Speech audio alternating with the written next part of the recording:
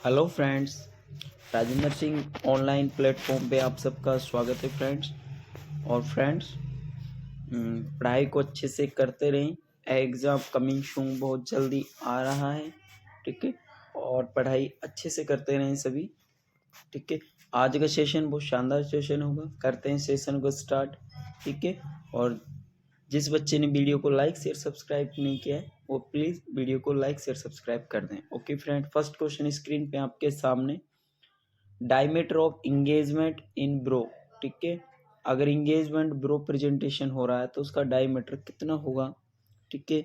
So please right answer show करें, ठीक है। Option A, option B, option C, option D, ठीक है। तो राइट आंसर क्या होगा, और इसका राइट आंसर होगा वो ऑप्शन ए होगा, क्योंकि diameter of engagement in brow presentation जो उसका होता है तो 13.5 सेंटीमीटर होता है, ठीक है फ्रेंड।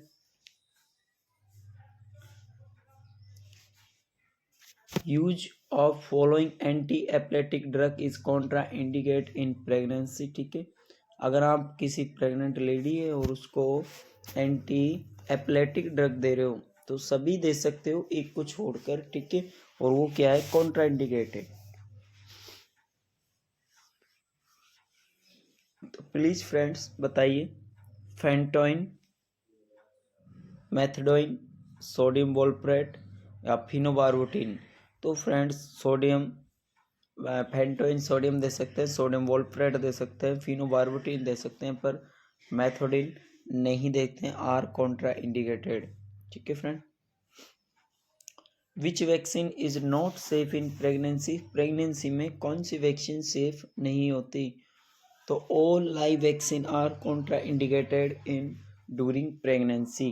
तो ठीक है फ्रेंड, डिप्थीरिया, रेबिस और हेपेटाइटिस, ठीक है फ्रेंड, ये तीनों ही क्या हैं, ये किल्ड वैक्सीन है, ठीक है। और ये आपका क्या होगा, मीजल्स क्या है, लाइव वैक्सीन, ठीक है। तो मीजल्स, मम्स, रुबेला ये आपकी live vaccine.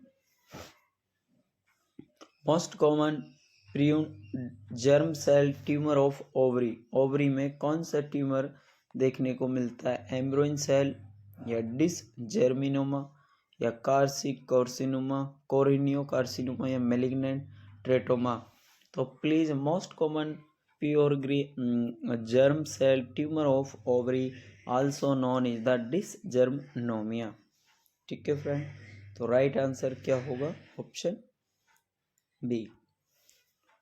Initial treatment of rectovaginal fistula should be, ठीक है। आपको किसी को इनिशियली ट्रीटमेंट करना है, किसका करना है, रेक्टोवेजाइनल फिस्टुला, ठीक है।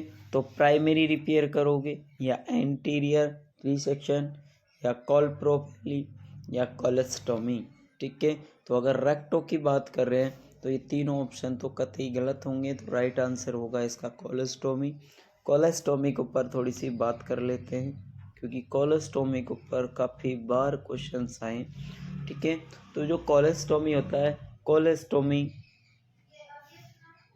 कहाँ और कैसे कैसे होता है, कौन सा लिक्विड आता है, ठीक है।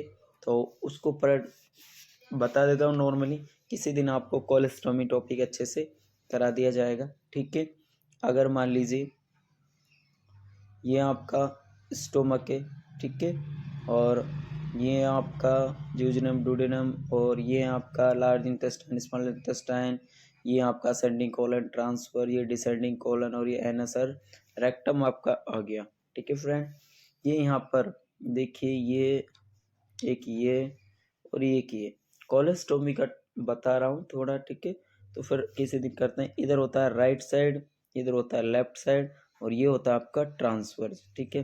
इसे ध्यान रखना है ना, अगर जब असेंडिंग होगा तो उसमें कौन सा हुआ आएगा, तो इसमें आएगा लिक्विड, और यहाँ कैसा आएगा, सेमी सॉलिड आएगा, और यहाँ आपका कैसा आएगा, सॉलिड आएगा, ठीक है। ये हमेशा आता है कि आपका अगर राइट साइड किसी को कोलेस्टोमी की है तो असेंडिंग कोलन है, वो टेम्परेरी होगा, तो ध्यान रखना। अगर राइट साइड कोलेस्टोमी किसी को करते हो तो असेंडिंग कोलेस्टोमी, या उसे हम टेम्परेरी कोलेस्टोमी, या उसे वेस्ट कोलेस्टोमी, या उसे लिक्विड कोलेस्टोमी कहा जाता है, ठीक है। राइट साइड का होता है, अगर ट्रांसवर्स किया है तो ट्रांसवर्स को सेमी सॉलिड कहा जाता है, और अगर लेफ्ट साइड की बात हम करें, लेफ्ट साइड की अगर हम बात करें तो ये परमानेंट होता है, ड्राई होता है, ठीक है। डिसेंडिंग कोलेस्टोमी होता है क्योंकि नीचे की तरफ आ रहा है डिसेंडिंग, और यूं हो रहा है तो ये होगा, देखिए ये होगा असेंडिंग, ये होगा आपका ट्रांसफर, और ये होगा आपका डिसेंडिंग, ठीक है। तो यहाँ होगा, क्या होगा, लिक्विड, यहाँ होगा सेमी सॉलिड, ठीक है, और यहाँ आपका क्या होगा, सॉलिड, ठीक है फ्रेंड। तो ये कोलेस्टोमी के बारे में मैंने आपको कुछ बताया था। इसमें आप स्टोमा जो बनाते हैं, जैसे इरिगेशन, अगर इरिगेशन के लिए हम कितना ml फ्लूइड्स लेते हैं, ठीक है, और इसमें आप क्या ले सकते हो, सलाइन ले सकते हो, या टैप वाटर, अपन टूटी का जो पानी है वो भी आप ले सकते हो आराम से, साफ होना चाहिए। क्रैम्प अगर किसी को आ रहा है तो स्टॉप कर दो उसको। और अगर हाइट की बात करें तो मिनिमम उसकी 10 इंच होनी चाहिए, मोस्ट कॉमन हम उसकी 12 इंच रखते हैं, और मैं हाईएस्ट कितना कर सकते हैं, 15 इंच, और नॉट मोर देन करते हैं तो वो होगा 18 इंच, ठीक है फ्रेंड। तो ये कोलेस्टोमी के बारे में कुछ आपको बता दिया। Most common cause of PPS many types, ठीक है। तो बहुत बार क्वेश्चन आता है, लगभग हर एग्जाम आपको देखने को मिलता है।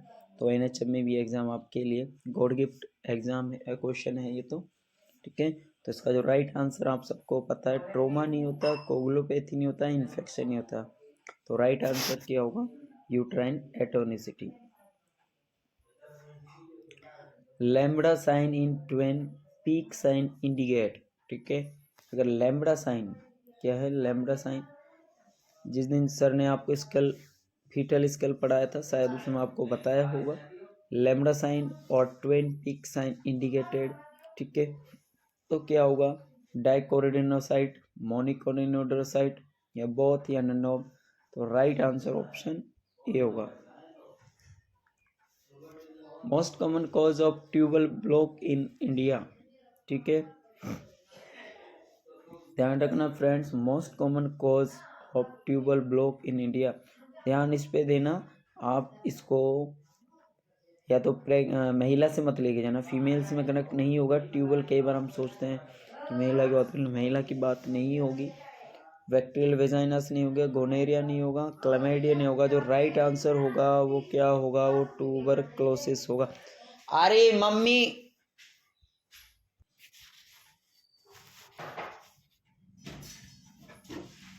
Surgical procedure with highest incidence of ureteric injury, ठीक है, ठीक है फ्रेंड।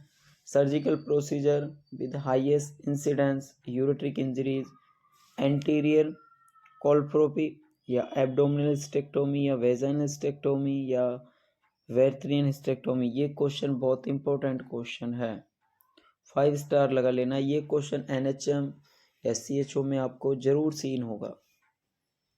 तो राइट आंसर क्या होगा, तो राइट आंसर ऑप्शन डी होगा। Cool cells are seen in, कुछ आज जो ये सेशन चल रहा है इसमें कुछ नए वर्ड्स आपको दिखेंगे, उन नए वर्ड्स को लिखना, डिनोट करना। जब कोई वर्ड समझ नहीं आए तो फिर उसको कल आपको रिप्रेजेंट कर दिया जाएगा, आप कमेंट्स में डाल सकते हो, ठीक है। Clue cells are seen in chlamydia infection, bacterial vaginosis, syphilis, या ट्रिकोमोनाड। तो प्लीज़ इसका राइट आंसर बताइए। तो राइट आंसर इसका बैक्टीरियल वेजिनोसिस होगा। जो clue cells are seen in bacterial vaginosis, और ये क्या है कि are in epithelium cells that cover the bacteria. Strawberry vagina is seen in, जो स्ट्रॉबेरी वेजाइना होती है वो किस में देखने को मिलती है, तो बैक्टीरियल वेजिनोसाइसिस में तो नहीं होगा, सिप्लिस भी नहीं होगा, क्लैमिडिया इन्फेक्शन भी नहीं होगा। तो राइट आंसर ट्रिकोमोनियासिस होगा। Most common cause of Bartholin abscesses, ठीक है।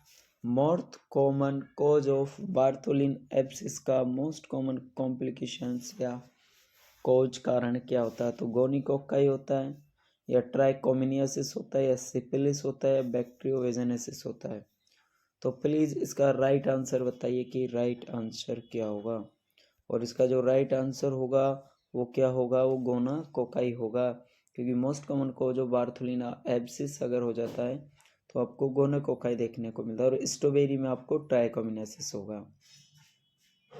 Treatment of choice for Bartholin abscesses, ठीक है, वहाँ मैंने ये पूछा था कि बार्थोलिन एब्सेस अगर किसी को होते हैं, बार्थोलिन डक्ट है अपने वेस्टुबुला, बार्थोलिन्स, ये सारी जो डक्ट्स होती है, वहाँ पे इन्फेक्शन हो गया था। इन्फेक्शन आपको पता है गोनोकोकाई होगा, और गोनोकोकाई होगा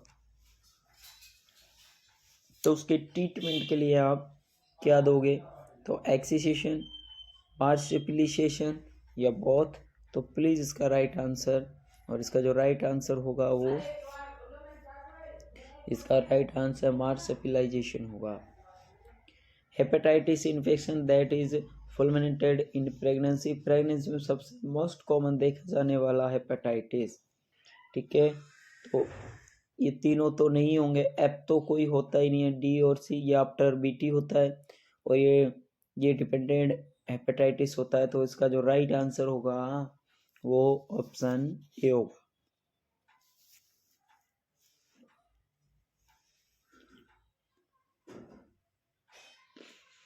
carbohydrate antigen 125 is a marker of, ठीक है, carbohydrate antigen 125 is a marker of, ठीक है।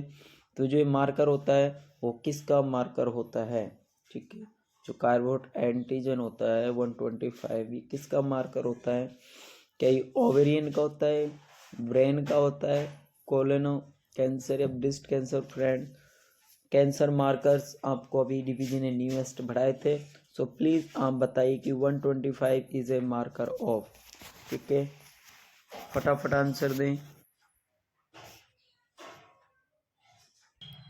ठीक है फ्रेंड। तो ये 125 जो मार्कर होता है वो किसका मार्कर होता है, तो वो ओवेरियन कैंसर का मार्कर होता है, ठीक है फ्रेंड।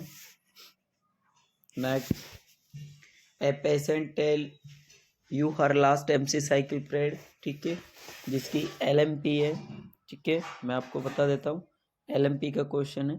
तो एलएमपी क्या है इसकी, 10th, ठीक है, 2014, क्या है, सितंबर। तो अब आपको इसकी ईडीडी डेट करनी है, और ईडीडी क्या है, एक्सपेक्टेड डेट ऑफ डिलीवरी आपको लिखाना है, एक्सपेक्टेड, ठीक है, एग्जिट नहीं होता, एक्सपेक्टेड होता है, ये ध्यान रखना, ठीक है। तो रूल्स क्या है, एलएमपी जो लास्ट में से साइकिल पीरियड था उसमें 9 मंथ और प्लस में 7 डेज जोड़ दीजिए, ठीक है, या आप इसे माइनस वो क्या बोलते हैं 12 मंथ करके उसमें 3 मंथ लेस कर दीजिए। तो आप जो ऑप्शंस आपको बेस्ट लगे, दोनों ही हैं, कोई सा भी आप ऐड कर सकते हो, ठीक है। तो आपने इसमें अगर इसमें हम 7 प्लस करते हैं तो ये कितना होगा, 17 सितंबर। अब 17 सितंबर में 9 मंथ जोड़ दीजिए, तो सितंबर से आगे कितना आता है, अक्टूबर, नवंबर, दिसंबर, जनवरी, फरवरी, मार्च, अप्रैल, मई और जून। जून आ गया, जून में कितना हो गया, तो इसमें 17 जून देखिए कहीं, 17 जून 2015। तो राइट आंसर इसका क्या होगा, 17 जून 2015, ठीक है friend.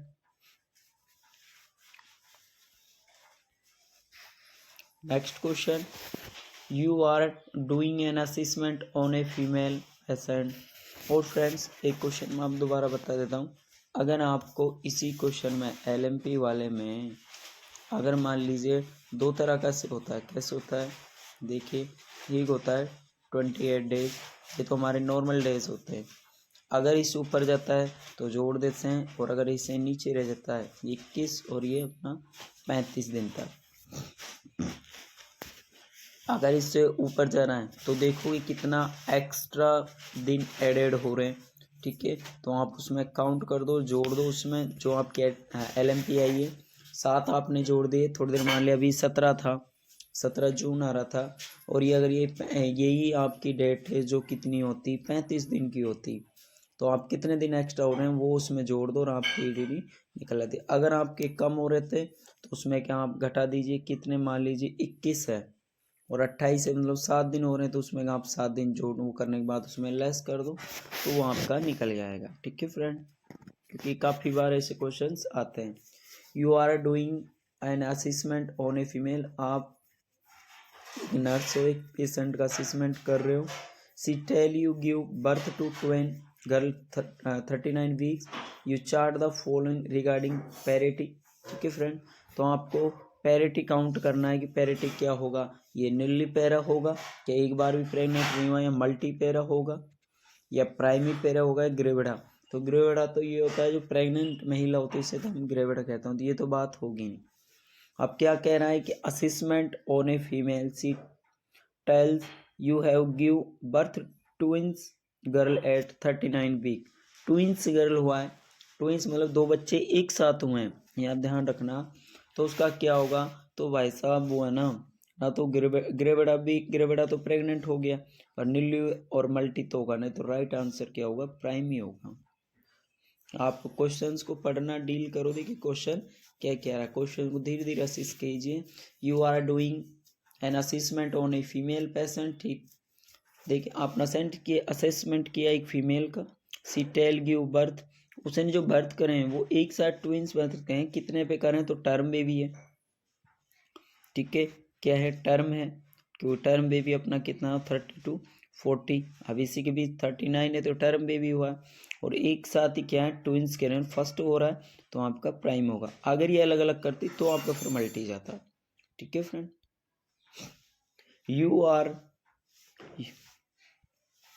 you are doing on assessment on a female patient, she tells you she give birth to twin pregnancy 39। ठीक है, वही क्वेश्चन दोबारा हो गया। ठीक है,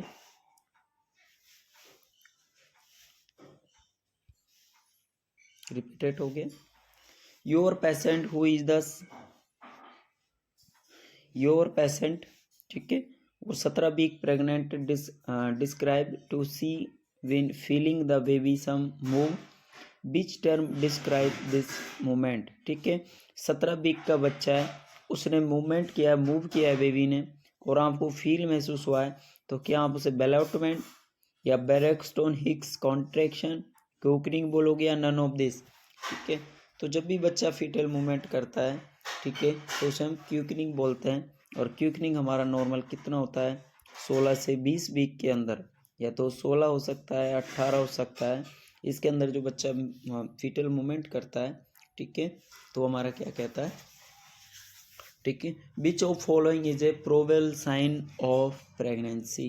प्रोबेबल साइन, एक होता है आपका प्रोजिमेटिव साइन, एक होता है प्रोबेबल, और एक होता है कन्फर्मेटरी। ठीक है, तो कन्फर्मेटरी या फिर प्रोबेबल साइन, ठीक है, तो probable sign also known is, ठीक है, क्या होगा, Goodell signs, quickening, fetal heart detected by electronic device, या एमिनोरिया।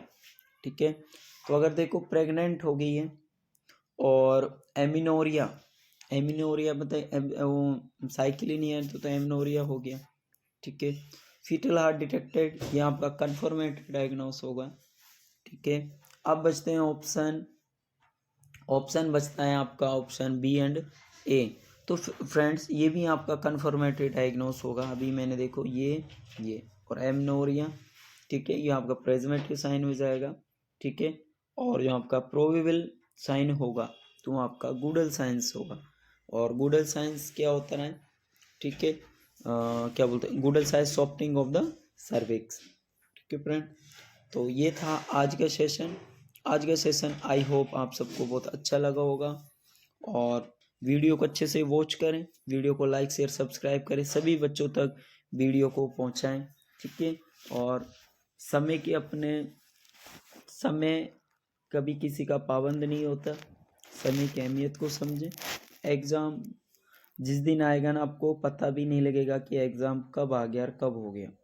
ठीक है, फर्स्ट तो मैं आपको ये बता देता हूँ, और दूसरी बात फ्रेंड्स मैं आपको ये डिनोट करा देता हूँ कि अगर लाइफ में कुछ करना है ना, तो अभी टाइम रहते कर लीजिए, बाद में टाइम जब पास में आता है तो उल्टा पुल्टा होता है सब कुछ। अभी अपने पास अब लगभग मान लीजिए 11 महीना जा चुका है, और आपके पास ओनली फॉर 2 मिनट सुन लीजिए, देखिए, ओनली फॉर आपके पास ये मंथ मान लीजिए जा चुका है, ओनली दिसंबर मान लीजिए, जनवरी भी आपका निकल जाएगा, महसूस तक नहीं होगा कब निकल गया। ठीक है फ्रेंड, की पॉइंट्स लिखवा रहा हूँ, नोट कर लेना। ठीक है, की पॉइंट्स आप एक लिख लेना, लैक्टोज, ठीक है, मैं बता रहा हूँ, एक लिख लो लैक्टोज। और लैक्टोज किस में पाया जाता है? मिल्क में। और ठीक है, काफ़ी बार आता है कि मिल्क में कौन सा पाया जाता है? लैक्टोज। फ्रूट में क्या पाया जाता है? तो फ्रक्टोज, ठीक है। और टेबल शुगर में जो सबसे ज़्यादा मीठी शुगर होती है, शक्कर जिसे हम बोलते हैं, वो किस में पाया जाता है? तो लिख लेना सुक्रोज, सुक्रोज में, ठीक है। और क्या बोलते हैं? ग्लूकोज, ग्लूकोज तो एक नॉर्मल होता है जो हमारे क्या होता है? कार्बोहाइड्रेट, ठीक है, जो बॉडी को एनर्जी देने का प्रदान करता है, ठीक है। मैं दोबारा आपको बता देता हूँ, मिल्क में पाएगा लैक्टोज, फ्रूट में पाएगा फ्रक्टोज, और टेबल शुगर में पाएगा सुक्रोज, और कार्बोहाइड्रेट में पाएगा ग्लूकोज, जो बॉडी को नॉर्मली एनर्जी देने का काम करता है, ठीक है। आई होप आज का सेशन आप सबको बहुत अच्छा लगा। मिलते हैं कल और एक बेहतरीन सेशंस के साथ। ओके बाय, टेक केयर, अच्छे से पढ़ते रहें, खुश रहें।